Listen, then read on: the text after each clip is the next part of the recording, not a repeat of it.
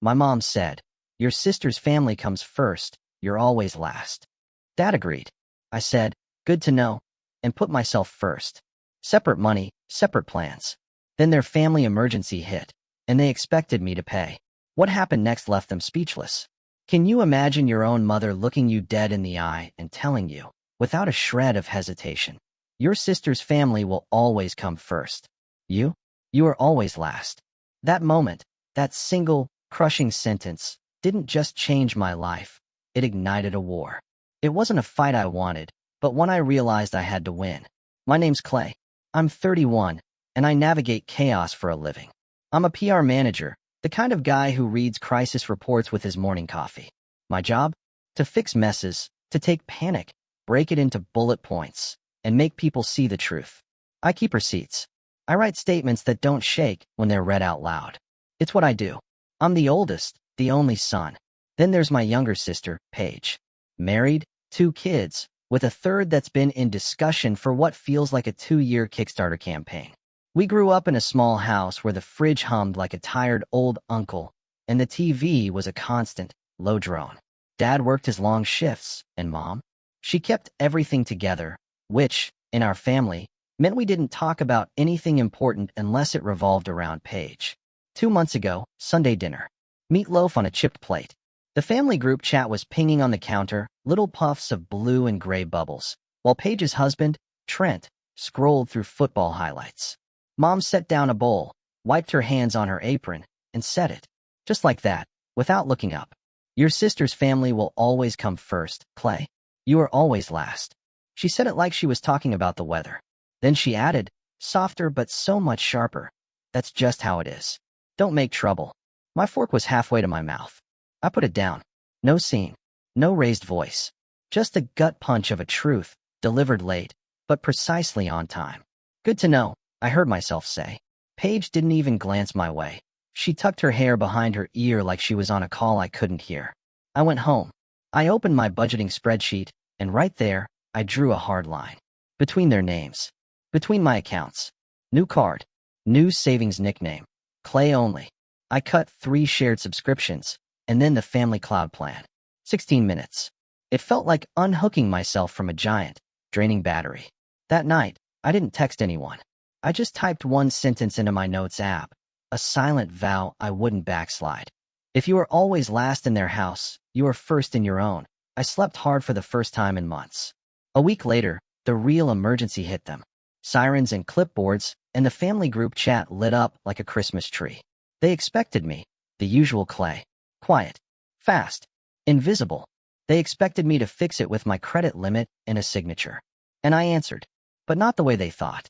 And watching their faces when they realized the script had fundamentally changed, that was the first silence in our family that wasn't mine. My job. You see, it trains you for this. In PR, we have something called a war room. It's a small conference room, white boards covered in scribbles, a speakerphone that hates humans, and a stack of sticky notes. When something breaks, we go in. We build the story. What happened? Who's affected? What can we prove? Then, crucially, we decide what we won't carry. My family had always been its own campaign. Paige was the client. 10 years of quiet sponsorships. It started small. Splitting rent for her first apartment, just for a month, you know? Paying the deposit when Trent lost a job he wasn't passionate about. Buying the twin bunk bed when my niece outgrew her crib. I told myself I was being a good brother. I told myself it would end once they stabilized. It never did. It calcified. Mom's line to me was always the same. You're good with money, Clay. She's not. Help her get on her feet. Paige's line was different. You make more than us. You'll be fine. Dad didn't say much. He just slid envelopes across the table, due dates circled in his blocky pen, and said, like the weather, Paige is underwater again. There were little humiliations, too. Things that look like nothing from the outside, but sting. The way Mom would text me the last 4 digits of my card like it belonged to the family. The time Trent borrowed my car, curbed the tire, then posted a picture with the caption, "We outside." I paid for the tire. They commented, LOL. There were honest moments, too. Once, after I covered their daycare bill, Paige hugged me in the driveway and whispered, "I don't know how to do any of this." I almost cried.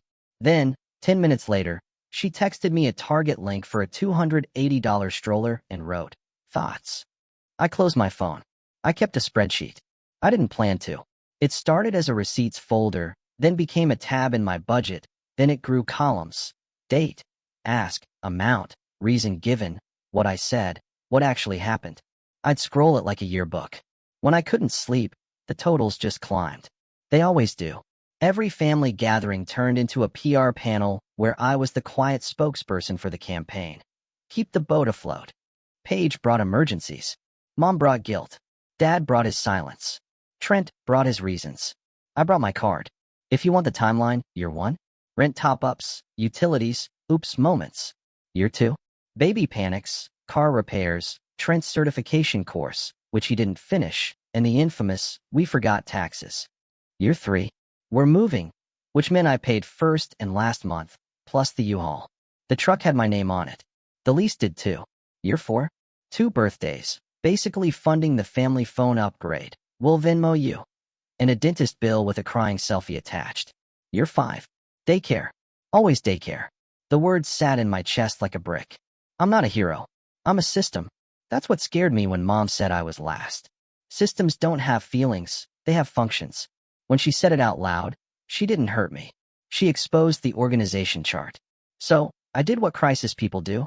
I separated the channels. New bank. New card. New Apple ID.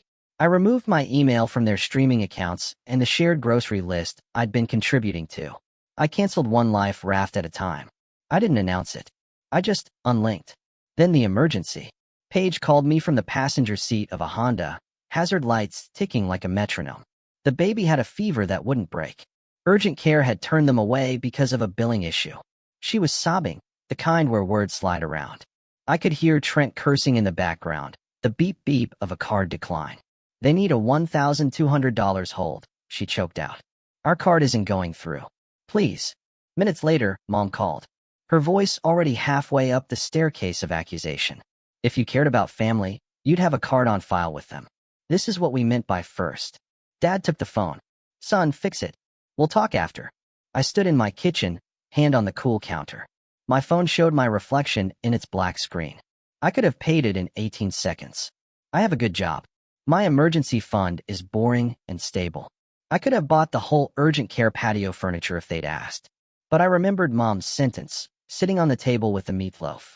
I remembered quietly buying new tires. I remembered printing my spreadsheet at 2 a.m. and holding it up like proof to an empty room. I remembered being last.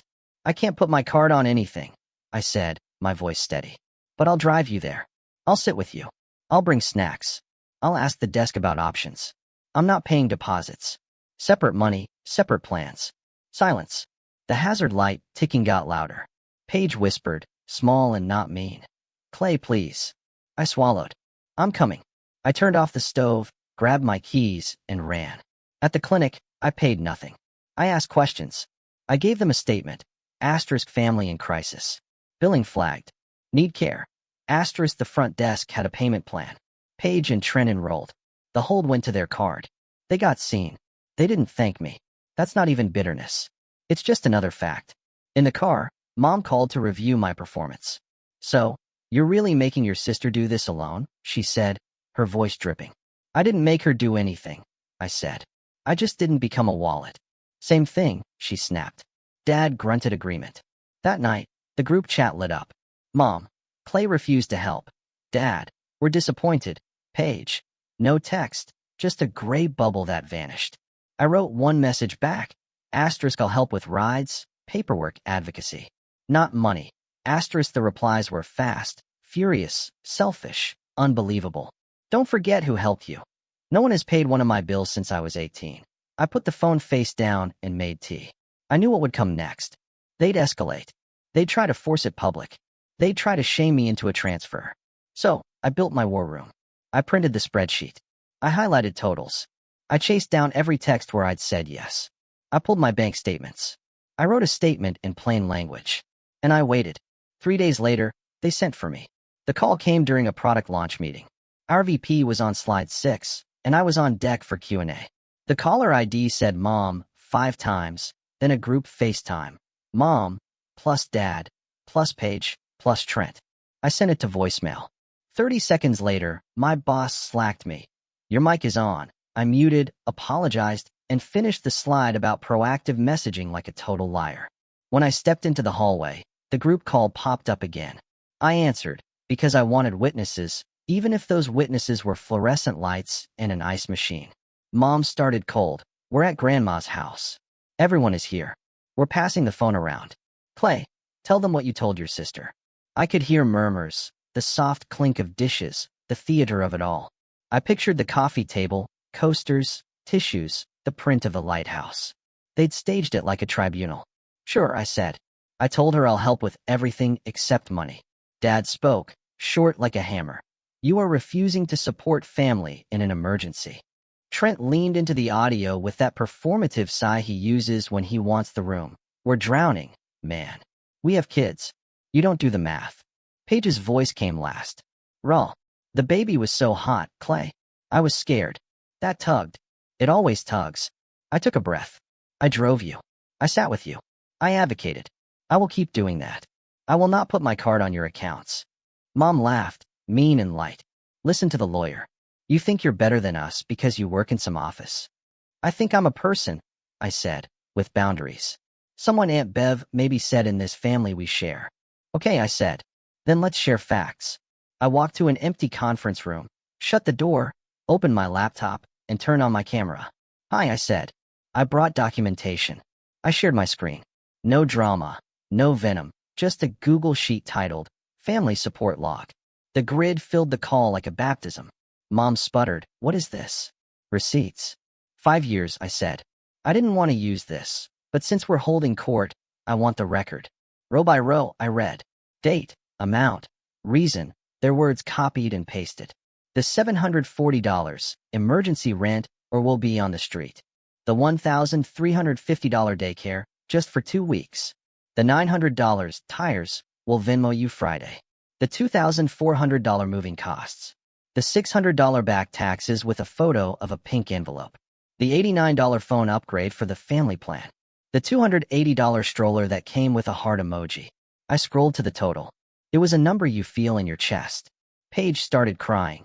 Not rage tears, but the kind that metabolizes shame. Trent muttered, this is so petty.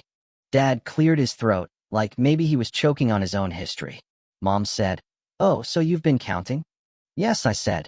Counting is how budgets work. I dropped a folder into the call. PDFs of our texts. Screenshots of we'll pay you back, with dates.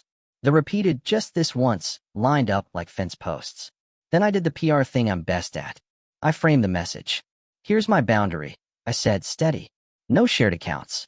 No card on file. No recurring charges. I will drive you. I will watch the kids. I will bring groceries you choose from a list within a budget. I will sit in waiting rooms. I will babysit during interviews. I will help you write emails. I will not fund your lives. Silence.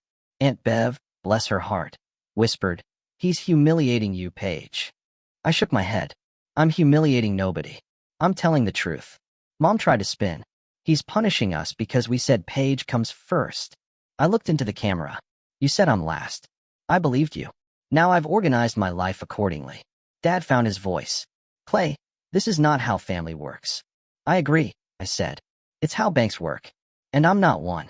The chat blew up. Cousins, uncles, the side characters, all chiming in. Asterisk, money isn't everything. Kids are expensive. You'll understand someday. Asterisk, the word selfish sailed past me 5 times. I held up the last page. A simple, one-sentence plan from today.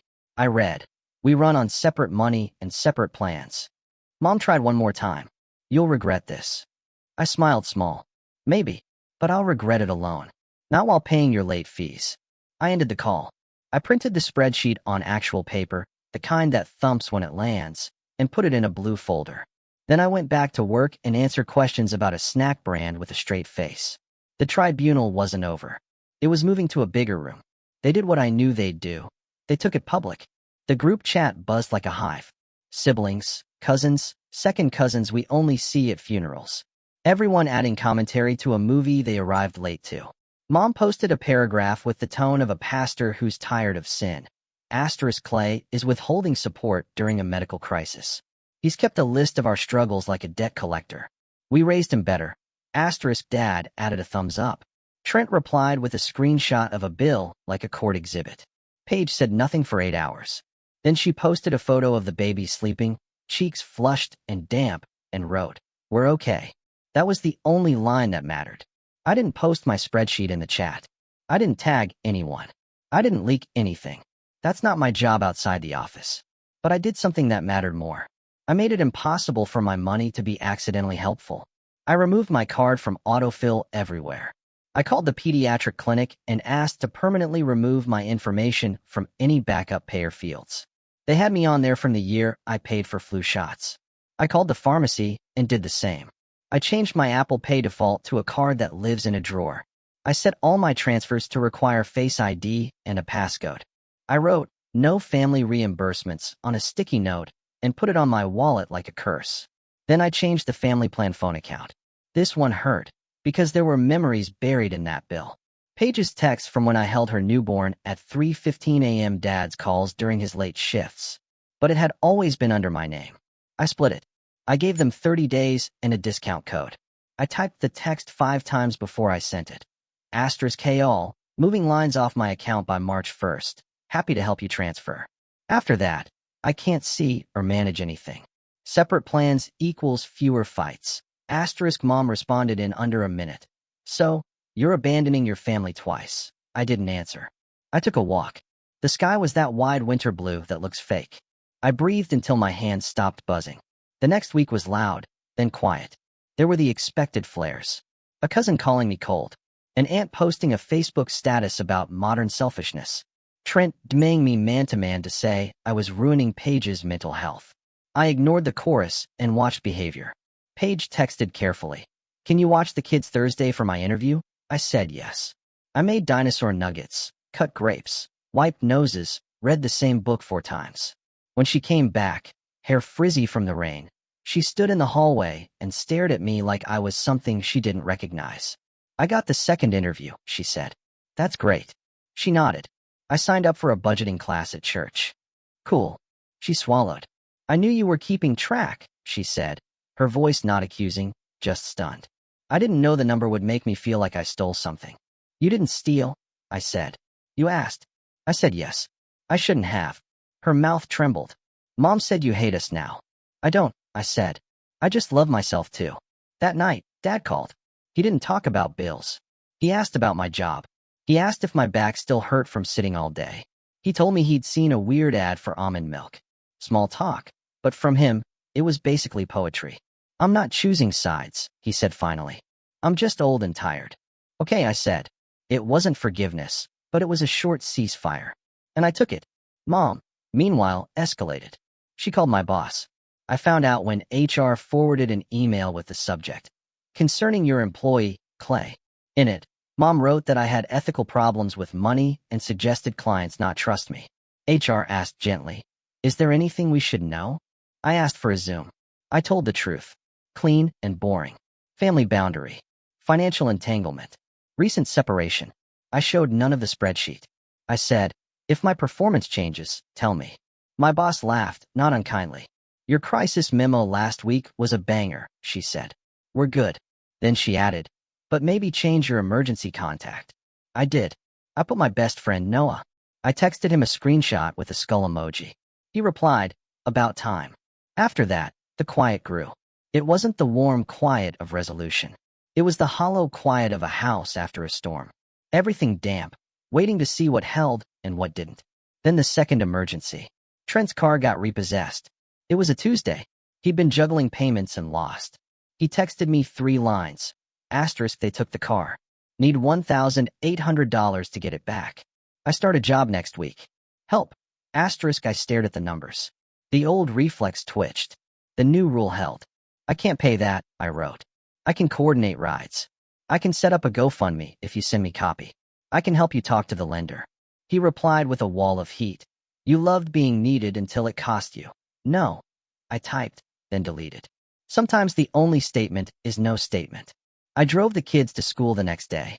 I taught Paige how to use the Notes app to log expenses. I sat with her while she called the lender and asked for a modified plan. We mapped the bus route on paper. I didn't send $1. When you remove money from a system that runs on it, you see the gears. There were fights between Mom and Dad about how we raise our son. There were whispered calls from Aunt Bev saying, maybe he had a point. There was a text from a cousin asking for my spreadsheet template for a friend. There was even a message from a number I didn't recognize that just said, how did you say no? Please tell me. I sent a copied paragraph. I didn't ask who it was. 2 weeks later, Paige texted me a photo, a pay stub. It was small, but it was hers. First check, she wrote, with a sun emoji that used to annoy me and now weirdly didn't. I set up automatic bill pay. I sent confetti. She sent a screenshot of a $50 transfer to me with the caption, asterisk toward old stuff. Won't be much for a while. Asterisk I didn't accept it. I told her to put it toward diapers. She said, no, I need to practice. We argued for 3 texts. I let her win. And Mom. She held the line of moral outrage like a general who doesn't know the war is already over. She posted things. She called me names she would hate to hear on her own voicemail. Then she got sick of her own campaign. Outrage is exhausting when the audience doesn't clap. Sunday dinner came around. I didn't go, but then an odd thing happened. Dad showed up at my apartment with a bag of oranges and a folded newspaper. He'd never been to my place. He looked around like he'd walked into a museum. Your mother made soup, he said, setting the bag on the counter. He didn't bring soup. We sat. He peeled an orange, just like he had for me when I was 5 and feverish. We ate in quiet. He took a breath. She shouldn't have called your work, he said. Agreed. He looked at his hands. I should have said that earlier. Agreed. He nodded. Paige told us about the budgeting class. She made chili that didn't taste like regret. I laughed for the first time in weeks. He glanced at my wall where I'd pinned a printout of a quote I'd found on a sticky note in a PR book. Your story starts when you stop apologizing for your lines. What's that mean? He asked. It means I decide my sentences now. He stood. Okay. He put the newspaper under his arm. See you, son. He used son like an apology. It was enough. The next week, the clinic bill came due. Paige and Trent paid the hold in chunks. Not because they got rich, but because they stopped waiting for me to jump. I kept my folder anyway. I like proof, even when I don't need it. I used to think boundaries were doors I slammed. Big, dramatic, satisfying noise. Lately, boundaries feel like sticky notes I put on the right files. Quiet, boring, unarguable. Here's what I know now. You are always last was a sentence about them, not me. I believed it, and it became a budget line. When I stopped believing it, the line closed. Saying, I won't pay is not the same as saying, I don't care. I drove. I watched kids. I filled out forms. I sat in plastic chairs that make your back ache. Caring is work you can't charge to a card. Families that run on one person's invisible money will call you cruel when you unplug. They are grieving the old machine. Let them. They'll either build a new one or learn to carry their own bags. Keeping receipts didn't make me small. It made me honest. The spreadsheet wasn't revenge. It was the only way to talk to people who deny history.